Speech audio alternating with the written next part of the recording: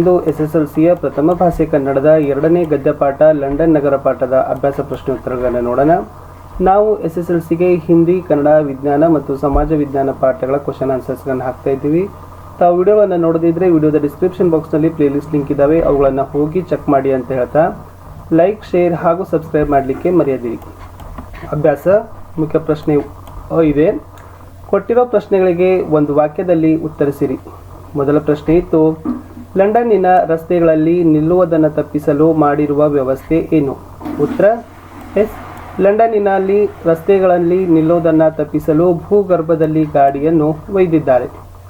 ಮುಂದಿನ ಪ್ರಶ್ನೆ, ನೆಲ್ಸನ್ ರವರ ಮೂರ್ತಿ ಇರುವ ಸ್ಥಳದ ಹೆಸರೇನು? ಮಾರ್ಚ್ 2019 ಮತ್ತು ಜೂನ್ 2018ಕ್ಕೆ ಕೇಳಿದ್ದಾರೆ.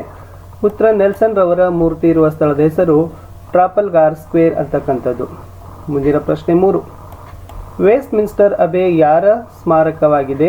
ಉತ್ತರ, ವೆಸ್ಟ್ ಮಿನ್ಸ್ಟರ್ ಅಬೆ ಸತ್ತವರ ಸ್ಮಾರಕವಾಗಿದೆ. 4ನೇ ಪ್ರಶ್ನೆ, ಆಂಗ್ಲ ಸಾಮ್ರಾಜ್ಯದ ವೈಭವ ಕಂಡುಬರುವ ಓಣಿ ಯಾವುದು? ಉತ್ತರ, ಚೇರಿಂಗ್ ಕ್ರಾಸ್ ಎಂಬ ಓಣಿಯಲ್ಲಿ ಆಂಗ್ಲ ಸಾಮ್ರಾಜ್ಯದ ವೈಭವ ಕಂಡುಬರುತ್ತದೆ. ಮುಂದಿನ ಪ್ರಶ್ನೆ, ಕೊಟ್ಟಿರೋ ಪ್ರಶ್ನೆಗಳಿಗೆ 2-3 ವಾಕ್ಯಗಳಲ್ಲಿ ಉತ್ತರಿಸಿರಿ ಅಂತ ಕೇಳಿದ್ದಾರೆ. ಫಸ್ಟ್ ಒಂದನೇದಿತ್ತು, ವೂಲ್ವರ್ತ್ ಅಂಗಡಿಯಲ್ಲಿ ಸಿಗುವ ವಸ್ತುಗಳಾವವು? ಅದು ಮಾರ್ಚ್ 2019ಕ್ಕೆ ಕೇಳಿದ್ದಾರೆ. ಉತ್ತರ, ವೂಲ್ವರ್ತ್ ಅಂಗಡಿಯಲ್ಲಿ ಕಾಲುಚೀಲ, ಬೂಟು, ಚನ್ನ ಸಾಬೂನು, ಔಷಧ, ಪುಸ್ತಕ, ಅಡುಗೆ ಪಾತ್ರೆ, ಇಲೆಕ್ಟ್ರಿಕ್ ದೀಪದ ಸಾಮಾನು, ಫೋಟೋ, ಕಾಡಿನ ಹೂವು, ಯುದ್ಧ ಸಾಮಗ್ರಿ ಎಲ್ಲವೂ ಕೂಡ ಏನಾಗ್ತಾವಪ್ಪ ಅಂತಂದ್ರೆ ದೊರೀತಾವೆ. ಪ್ರಶ್ನೆ 2, ಲಂಡನ್ನಿನ ಹೆಣ್ಣು ಮಕ್ಕಳು ಯಾವ ಯಾವ ಕೆಲಸದಲ್ಲಿ ನಿಯುಕ್ತರಾಗಿರುತ್ತಾರೆ? ಮಾರ್ಚ್ 2022ರಲ್ಲಿ ಕೇಳಿದ್ದಾರೆ. ಉತ್ತರ, ಲಂಡನ್ನಿನ ಎಲ್ಲ ಅಂಗಡಿಗಳಲ್ಲಿ ಸಾಮಾನ್ಯವಾಗಿ ಸ್ತ್ರೀಯರೇ ಕೆಲಸ ಮಾಡುತ್ತಾರೆ. ಉಪಹಾರಗೃಹ, ಟೈಪಿಸ್ಟ್, ಕಾರ್ಕೂನ್, ಸಿನಿಮಾಗೃಹ, ಕಾಲೇಜುಗಳಲ್ಲಿ ಕೆಲಸ ಮಾಡುವ ಹೆಣ್ಣು ಮಕ್ಕಳು ಕಾಣಸಿಗುತ್ತಾರೆ. ಪ್ರಶ್ನೆ 3, ಟೊಪ್ಪಿಗೆಯ ವಿಶೇಷತೆಯನ್ನು ಲೇಖಕರು ಹೇಗೆ ದಾಖಲಿಸಿದ್ದಾರೆ? ಮಾರ್ಚ್ 2022ರಲ್ಲಿ ಈ ಪ್ರಶ್ನೆ ಕೇಳಿದ್ದಾರೆ. ಉತ್ತರ, ಒಂದು ಟೊಪ್ಪಿಗೆಯಂತೆ ಇನ್ನೊಂದು ಇರುವುದಿಲ್ಲ. ಸಿಕ್ಕಿಸಿದ ಪುಚ್ಚವಾದರೂ ಕನಿಷ್ಠ ಪಕ್ಷಕ್ಕೆ ಬೇರೆಯಾಗಿರುತ್ತದೆ. ಬೇಕಾದರೆ ಕೊಟ್ಟಂತರ ಟೊಪ್ಪಿಗೆಗಳನ್ನು ಪರಿಶೀಲಿಸಿ ಇದನ್ನು ತಿಳಿಯಬಹುದು. ಪ್ರಶ್ನೆ 4, ಪೋಯೆಟ್ಸ್ ಕಾರ್ನರ್ನಲ್ಲಿ ಯಾವ ಯಾವ ಕವಿಗಳ ಸಮಾಧಿಗಳಿವೆ? ಉತ್ತರ, ಪೋಯೆಟ್ಸ್ ಕಾರ್ನರ್ನಲ್ಲಿ ಕಿಪ್ಲಿಂಗ್, ಹಾರ್ಡಿ, ಮೆಕಲೆ, ಜಾನ್ಸನ್, ಗೋಲ್ಡ್ಸ್ಮಿತ್, ಡ್ರೈಡನ್ ಮೊದಲಾದ ಕವಿಗಳ ಸಮಾಧಿಗಳನ್ನು ಕಾಣಬಹುದು. ಪ್ರಶ್ನೆ 5, ಸಾಮ್ರಾಟರ ರಾಜ್ಯಾಭಿಷೇಕವಾಗುವ ಸಿಂಹಾಸನದ ಮೇಲಿರುವ ಕಲ್ಲುಪಾಟಿಯ ವಿಶೇಷತೆ ಏನು? ಮಾರ್ಚ್ 2019 ಮತ್ತು ಜೂನ್ 2018ಕ್ಕೆ ಈ ಪ್ರಶ್ನೆಯನ್ನು ವಿದ್ಯಾರ್ಥಿಗಳು ಕೇಳಿದ್ದಾರೆ.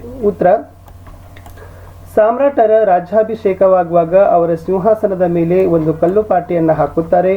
ಪಟ್ಟಾಭಿಷೇಕವಾಗುವಾಗ ಮಾತ್ರ ಸಾಮ್ರಾಟರು ಇದರ ಮೇಲೆ ಕೂರಬೇಕು. ಮುಂದಿನ ಪ್ರಶ್ನೆ, ಕೆಳಗಿನ ಪ್ರಶ್ನೆಗಳಿಗೆ 8-10 ವಾಕ್ಯಗಳಲ್ಲಿ ಉತ್ತರಿಸಿರಿ. ಮೊದಲ ಪ್ರಶ್ನೆ ಇತ್ತು, ಲಂಡನ್ ನಗರ ವೀಕ್ಷಣೆಯಲ್ಲಿ ಲೇಖಕರು ಗುರುತಿಸಿರುವ ವಿಶೇಷತೆಗಳು ಏನು? ಉತ್ತರ, ಲಂಡನ್ ಪಟ್ಟಣ ವ್ಯಾಪಾರದ ಕೇಂದ್ರ. ಜನಜಂಗುಳಿಯ ಕಾರಣದಿಂದ ಬಸ್ಸು, ಟ್ರಾಮ್ಗಳು ಸಕಾಲಕ್ಕೆ ಹೋಗೋದಿಲ್ಲ. ಇದನ್ನು ತಪ್ಪಿಸಲು ನೆಲದಾಳದಲ್ಲಿ ಸುರಂಗ ಮಾರ್ಗದಲ್ಲಿ ರೈಲು ಗಾಡಿಗಳು ಸಂಚರಿಸುತ್ತವೆ. ಇದಕ್ಕಾಗಿ ಇಳಿಯಲು ಏರಲು ಸ್ವಯಂಚಾಲಿತ ಮೆಟ್ಟಿಲು, ಗಾಳಿ ಬೆಳಕಿನ ವ್ಯವಸ್ಥೆ ಮಾಡಿದ್ದಾರೆ. ಪೇಟೆಯಲ್ಲಿ ದೊಡ್ಡ ದೊಡ್ಡ ಅಂಗಡಿಗಳಿವೆ. ಎಲ್ಲ ಬಗೆಯ ವಸ್ತುಗಳು ಅಲ್ಲಿ ದೊರೆಯುತ್ತವೆ. ಅಲ್ಲಿ ಸಿಗದಿರುವ ವಸ್ತುವೇ ಇಲ್ಲವೆನ್ನಬಹುದು. ಸ್ಟ್ಯಾಂಡ್ದಲ್ಲಿಯ ಸ್ಯಾವೇಜ್ ದರ್ಜಿಗಳು ಪ್ರಸಿದ್ಧರಾಗಿದ್ದಾರೆ. ಇಲ್ಲಿನ ಎಲ್ಲ ಅಂಗಡಿಗಳಲ್ಲಿ ಸ್ತ್ರೀಯರೇ ಹೆಚ್ಚಾಗಿ ಕೆಲಸ ಮಾಡುತ್ತಾರೆ. ಅಂಗಡಿಗಳೇ ಅಲ್ಲದೆ ಎಲ್ಲ ಕಡೆ ಸಿನಿಮಾ ಮಂದಿರ, ಫಲಾಹಾರ ಮಂದಿರ ಮುಂತಾದ ಎಲ್ಲ ಕಡೆ ಹೆಂಗಸರೇ ಹೆಚ್ಚಾಗಿ ಕೆಲಸ ಮಾಡುತ್ತಾರೆ. ಇಲ್ಲಿನ ಇಂಡಿಯಾ ಕಚೇರಿಯಲ್ಲಿ ಮಹತ್ವದ ಪುಸ್ತಕಗಳಿಂದ ಕೂಡಿದ ಗ್ರಂಥ ಭಂಡಾರವಿದೆ. ಇಲ್ಲಿ ವಸ್ತು ಸಂಗ್ರಹಾಲಯ, ಭಾರತದ ವರ್ತಮಾನ ಪತ್ರಿಕೆಗಳು ಕೂಡ ದೊರೆಯುತ್ತವೆ. ಇಂಡಿಯಾ ಕಚೇರಿ ಇರುವ ರಸ್ತೆಯಲ್ಲಿ ಇನ್ನೂ ಕೆಲವು ಮುಖ್ಯ ಕಟ್ಟಡಗಳಿವೆ. ಆಫ್ರಿಕನ್ ಕಚೇರಿ, ಇನ್ನೂ ಕೆಲವು ವಸಾಹತು ಕಚೇರಿಗಳು, ದೊಡ್ಡ ಕಂಪನಿಗಳು, 100 ಬ್ಯಾಂಕ್ಗಳಿವೆ. ಟ್ರಾಫಲ್ಗಾರ್ ಸ್ಕ್ವೇರ್ ಎಂಬಲ್ಲಿ ನೆಲ್ಸನ್ನ ಶಿಲಾ ಪ್ರತಿಮೆ ಇದೆ. ಇನ್ನು ಮುಂದೆ ಹೋದರೆ ವೆಲ್ಲಿಂಗ್ಟನ್ನ ಪ್ರತಿಮೆ ಇದೆ. ಈ ಪ್ರತಿಮೆಗಳ ಕೆಳಗೆ ಅವರ ಜೀವನದ ಮಹತ್ವದ ಸನ್ನಿವೇಶಗಳನ್ನು ಬರೆಯಲಾಗಿದೆ.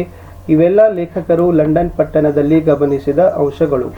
ಮುಂದಿನ ಪ್ರಶ್ನೆ, ವೆಸ್ಟ್ ಮಿನ್ಸ್ಟರ್ ಅಬೆ ಪ್ರಾರ್ಥನಾ ಮಂದಿರದ ಒಂದು ವಿಶೇಷ ಸ್ಮಾರಕ ವಿವರಿಸಿರಿ. ನೋಡುವ ಉತ್ತರ ಏನಿದೆ ಅಂತಂದರೆ, ವೆಸ್ಟ್ ಮಿನ್ಸ್ಟರ್ ಅಬೆ 1000 ವರ್ಷಗಳಷ್ಟು ಹಳೆಯದಾದ ಪ್ರಾರ್ಥನಾ ಮಂದಿರ. ಇಲ್ಲಿ ಇಂಗ್ಲೆಂಡಿನ ಪ್ರಖ್ಯಾತ ಕವಿಗಳ, ವಿಜ್ಞಾನಿಗಳ, ರಾಜರ, ರಾಜಕಾರಣ ಚತುರರ ಸಮಾಧಿಗಳು. ಹಾಗಾಗಿ ಇದು ಸತ್ತವರ ಸ್ಮಾರಕ ಹೆಸರಾಗಿದೆ. ಆಂಗ್ಲರ ಕೀರ್ತಿಧ್ವಜವನ್ನು ಜಗತ್ತಿನೆಡೆಗೆ ಎತ್ತಿ ಹಿಡಿದವರು ತಮ್ಮ ರಾಜಕಾರಣ ಚತುರರೆಂದು ಇಲ್ಲಿನವರ ಅಭಿಪ್ರಾಯ. ವರ್ಲಾಪ್, ಚಾಂಟಮ್, ಗ್ಯಾನ್ಸ್ಟನ್, ಮಾರ್ಡೋ ಡಿಸ್ರೇಲಿ ಮೊದಲಾದವರ ಶಿಲಾಮೂರ್ತಿಗಳನ್ನು ಕಡೆದಿದ್ದಾರೆ. ಪೋಯೆಟ್ಸ್ ಕಾರ್ನರ್ನಲ್ಲಿ Kipling, Hardy, Macaulay, Johnson, Ben Jonson, Wordsworth, Goldsmith, Dryden ಎಲ್ಲರ ಸಮಾಧಿಗಳು ಹಾಗೂ ಪ್ರತಿಮೆಗಳನ್ನು ಕಾಣಬಹುದು. ಅವರ ಹೆಸರಿನ ಒಂದೊಂದು ಕಲ್ಲನ್ನು ನೆಟ್ಟಿದ್ದಾರೆ. ಈ ಕಲ್ಲುಗಳನ್ನು ದಾಟಿ ನೋಡುಗರು ಮುಂದೆ ಹೋಗಬೇಕು. ವಿಜ್ಞಾನಿಗಳ ಮೂಲೆಯಲ್ಲಿ ವಿಶ್ವವಿಖ್ಯಾತ ವಿಜ್ಞಾನಿ ನ್ಯೂಟನ್ನಿನ ದೊಡ್ಡದಾದ ಶಿಲಾಮೂರ್ತಿಯನ್ನು ನಿಲ್ಲಿಸಿದ್ದಾರೆ. ಡಾರ್ವಿನ್, ಹರ್ಷೆಲ್ ಮೊದಲಾದವರ ಹೆಸರಿನ ಕಲ್ಲುಗಳು ಕಂಡುಬರುತ್ತವೆ. ಇದಕ್ಕೆ ಹತ್ತಿರದಲ್ಲೇ ಪ್ರಸಿದ್ಧ ವ್ಯಾಪಾರಿಗಳು, ವಾಸ್ತುಶಿಲ್ಪಿಗಳು, ಸರದಾರರು, ಸೇನಾಪತಿಗಳು ಮೊದಲಾದವರಿಗೆ ಸ್ಥಾನವೂ ದೊರೆತಿದೆ. ಈ ಮೇಲಿನ ರಾಜ್ಯ ವಿಭಾಗದಲ್ಲಿ ಇಲ್ಲಿ ಸಿಂಹದಡೆಯ ರಿಚರ್ಡ್, ಎರಡನೇ ಎಡ್ವರ್ಡ್, ಆರ್ಲ್ ಆಫ್ ಸ್ಟ್ಯಾಫೋರ್ಡ್, ರಾಣಿ ಎಲಿಜಬೆತ್, 1ನೇ ಜೇಮ್ಸ್ ಮೊದಲಾದ ಅರಸು ಅರಸಿಯರು ಹೊರಗಿದ್ದಾರೆ. ಮುಖ್ಯವಾಗಿ ಗೋರಿಯ ಮೇಲೆ ಆ ವ್ಯಕ್ತಿ ಮಲಗಿಕೊಂಡಂತೆ ಮೂರ್ತಿಯನ್ನು ಕಡೆದಿದ್ದಾರೆ. ಇಲ್ಲಿನ ಕೆತ್ತನೆಯ ಕೆಲಸವನ್ನ ಬಂಗಾರದ ಬಣ್ಣದಲ್ಲಿಯೇ ಆಗಿವೆ. ಮಂದಿರದ ಹಿಂದೆ ಭವ್ಯವಾದ 7ನೆಯ ಹೆನ್ರಿಯ ಗೋರಿಯು ನಿಂತಿದೆ. ಇನ್ನು ಮುಖ್ಯ ಪ್ರಶ್ನೆ ಹೀಗೆ ಹೋಗೋಣ. ಸಂದರ್ಭ ಸಹಿತ ಸ್ವಾರಸ್ಯವನ್ನು ತಾವೇನು ಮಾಡಬೇಕಾಗಿತ್ತು, ಬರಿಬೇಕಿತ್ತು. ಸೊ ಮೊದಲ ಪ್ರಶ್ನೆ ಇತ್ತು, ನಿಮ್ಮ ದೇಶದ ಗೌರವವನ್ನು ಕಾಯಿರಿ, ಇದು ದೊಡ್ಡದಾದ ರಾಷ್ಟ್ರ. ಉತ್ತರ ಬರಿಬೇಕಾದ್ರೆ ಮೊದಲಿಗೆ ವಿಕ್ರು ಗೋಕಾಕ್ ಅವರು ಬರೆದಿರುವ ಸಮುದ್ರದಾಚೆಯಿಂದ ಎಂಬ ಪ್ರವಾಸ ಕಥನದಿಂದ ಆರಿಸಲಾದ ಲಂಡನ್ ನಗರ ಎಂಬ ಗದ್ಯ ಭಾಗದಿಂದ ಆರಿಸಲಾಗಿದೆ. ಈ ಮಾತನ್ನ ಲೇಖಕರು ಓದುಗರಿಗೆ ಹೇಳಿದ್ದಾರೆ. ಟ್ರಾಫಲ್ಗರ್ ಸ್ಕ್ವೇರ್ ಎಂಬಲ್ಲಿ ನೆಲ್ಸನ್ನನ ಮೂರ್ತಿ ಇದೆ. ಈ ಶಿಲಾಮೂರ್ತಿಯ ಕೆಳಬದಿಯಲ್ಲಿ ಅವನ ಜೀವನದ ಮಹತ್ವದ ಸನ್ನಿವೇಶಗಳನ್ನು ಕಲ್ಲಿನಲ್ಲಿ ಅರಳಿಸಿದ್ದಾರೆ. ಇಲ್ಲಿಂದ ಸ್ವಲ್ಪ ದೂರದಲ್ಲಿ ವೆಲ್ಲಿಂಗ್ಟನ್ನ ಶಿಲಾ ಪ್ರತಿಮೆ ಇದೆ. ಬೀದಿ ಬೀದಿಗೆ, ಮೂಲೆ ಮೂಲೆಗೆ ಇತಿಹಾಸ ಪ್ರಸಿದ್ಧ ಪುರುಷರು ತಮ್ಮ ಜೀವನವನ್ನ ಲೆಕ್ಕಿಸದೆ ದುಡಿದವರು ಕಂಡುಬರುತ್ತಾರೆ ಎಂದು ಹೇಳೋ ಸಂದರ್ಭದಲ್ಲಿ ಮೇಲಿನ ಮಾತು ಬಂದಿದೆ. ದೇಶಕ್ಕಾಗಿ ದುಡಿದು ಮಡಿದವರ ಆಶಯ ಗುರಿಗಳನ್ನು ಇಂದಿನ ಜನತೆಗೆ ನೆನಪಿಸುವುದೇ ಈ ಮಾತಿನ ಸ್ವಾರಸ್ಯವಾಗಿದೆ. ಮುಂದಿನ ಹೇಳಿಕೆ ಇತ್ತು, ಸಂದರ್ಭ ಸಹಿತ ಸ್ವಾರಸ್ಯ ಬರಲಿಕ್ಕೆ ಹೊತ್ತು ಹೊತ್ತು ಹೊತ್ತೇಹನ. ಉತ್ತರ, ಈ ವಾಕ್ಯವನ್ನ ವಿಕ್ರು ಗೋಕಾಕ್ ಅವರು ಬರೆದಿರುವ ಸಮುದ್ರದಾಚೆಯಿಂದ ಎಂಬ ಪ್ರವಾಸ ಕಥನದಿಂದ ಆರಿಸಲಾದ ಲಂಡನ್ ನಗರ ಎಂಬ ಗದ್ಯ ಭಾಗದಿಂದ ಆರಿಸಲಾಗಿದೆ. ಈ ಮಾತನ್ನ ಲೇಖಕರು ಓದುಗರಿಗೆ ಹೇಳಿದ್ದಾರೆ. ಲಂಡನ್ ಪಟ್ಟಣದ ಬೀದಿಯಲ್ಲಿ ಲಕ್ಷಾನುಲಕ್ಷ ಜನರು ತಿರುಗಾಡುತ್ತಾರೆ. ಅದು ಅವಸರದಿಂದ ಓಡುತ್ತಿರುತ್ತಾರೆ. ಅದಕ್ಕೆ ಕಾರಣವೇನೆಂದು ತಿಳಿಸೋ ಸಂದರ್ಭದಲ್ಲಿ ಲೇಖಕರು ಈ ಮಾತನ್ನೇ ಹೇಳಿದ್ದಾರೆ. ಮನುಷ್ಯನಿಗೆ ಹಣವೇ ಮುಖ್ಯವಲ್ಲದಿದ್ದರೂ ಹಣ ಬೇಕೇ ಬೇಕು. ಅದರ ಸಂಪಾದನೆಯೇ ಎಲ್ಲರ ಗುರಿ. ಅದಕ್ಕಾಗಿ ಸಮಯದ ಸದುಪಯೋಗ ಮಾಡಿಕೊಳ್ಳಬೇಕು ಎಂಬುದೇ ಈ ವಾಕ್ಯದ ಸ್ವಾರಸ್ಯ. ಮೂರನೇದಿದೆ, ಯಾರು ತುಳಿದರೇನು, ಎಲ್ಲಿ ಹೆಜ್ಜೆ ಹಾಕಿದರೇನು, ಎಲ್ಲವೂ ಅಷ್ಟೇ ಮಣ್ಣು ಮಣ್ಣು. ಈ ವಾಕ್ಯವನ್ನ ವಿಕ್ರು ಗೋಕಾಕ್ ಅವರು ಬರೆದಿರುವ ಸಮುದ್ರದಾಚೆಯಿಂದ ಎಂಬ ಪ್ರವಾಸ ಕಥನದಿಂದ ಆರಿಸಲಾದ ಲಂಡನ್ ನಗರ ಎಂಬ ಗದ್ಯ ಭಾಗದಿಂದ ಆರಿಸಲಾಗಿದೆ. ಈ ಮಾತನ್ನ ಲೇಖಕರು ಓದುಗರಿಗೆ ಹೇಳಿದ್ದಾರೆ. ವೆಸ್ಟ್ ಮಿನ್ಸ್ಟರ್ ಅಬೆ ಎಂಬಲ್ಲಿ ಅನೇಕ ಪ್ರಸಿದ್ಧ ಕವಿಗಳ ಸಮಾಧಿಗಳು, ಮೂರ್ತಿಗಳು, ಅವರ ಹೆಸರಿನ ಕಲ್ಲುಗಳು ಕಂಡುಬರುತ್ತವೆ. ನೋಡುಗರು ಈ ಕಲ್ಲುಗಳನ್ನು ತುಳಿದುಕೊಂಡೇ ಮುಂದೆ ಹೋಗಬೇಕು. ಭಾರತೀಯ ಮನಸ್ಸಿನ ಲೇಖಕರಿಗೆ ವರ್ಡ್ಸ್ವರ್ತ್ನ ಶಿಲಾಮೂರ್ತಿಯು ಮೂಲೆಯಲ್ಲಿ ಪ್ರತಿಷ್ಠಾಪಿತವಾಗಿರುವುದನ್ನು ಕಂಡು ಒಂದು ಬಗೆಯ ಕಂಪನ, ಭಯ ಉಂಟಾಯಿತು. ಆ ಸಂದರ್ಭದಲ್ಲಿ ಮೇಲಿನ ಮಾತು ಬಂದಿದೆ. ಇಲ್ಲಿನ ಮಹಾನ್ ವ್ಯಕ್ತಿಗಳ ಸಮಾಧಿಯನ್ನ ನೋಡಿದ ಮೇಲೆ ಒಂದು ಬಗೆಯ ವೈರಾಗ್ಯ ಕಾಡುತ್ತದೆ. ಕೊನೆಗೆ ಎಲ್ಲ ಸಾಧಕನೂ ಕೊನೆಗೆ ಮನ್ನೇ ಆಗುತ್ತಾನೆ, ಸಾಮಾನ್ಯನಂತೆ ಅನಿಸುತ್ತದೆ. ಇದೇ ಈ ವಾಕ್ಯದ ಸ್ವಾರಸ್ಯ. ಮುಂದಿನ ವಾಕ್ಯ, ಪ್ರವಾಸವು ಶಿಕ್ಷಣದ ಒಂದು ಭಾಗವಾಗಿದೆ. ಏಪ್ರಿಲ್ 2018ಕ್ಕೆ ಈ ವಾಕ್ಯವನ್ನ ಸಂದರ್ಭ ಸಹಿತ ಸ್ವಾರಸ್ಯ ಬರಲಿಕ್ಕೆ ಕೇಳಿದ್ರು. ಉತ್ತರ ಬರಿಬೇಕು. ಈ ವಾಕ್ಯವನ್ನ ವಿಕ್ರು ಗೋಕಾಕ್ ಅವರು ಬರೆದಿರುವ ಸಮುದ್ರದಾಚೆಯಿಂದ ಎಂಬ ಪ್ರವಾಸ ಕಥನದಿಂದ ಆರಿಸಲಾದ ಲಂಡನ್ ನಗರ ಎಂಬ ಗದ್ಯ ಭಾಗದಿಂದ ಆರಿಸಲಾಗಿದೆ.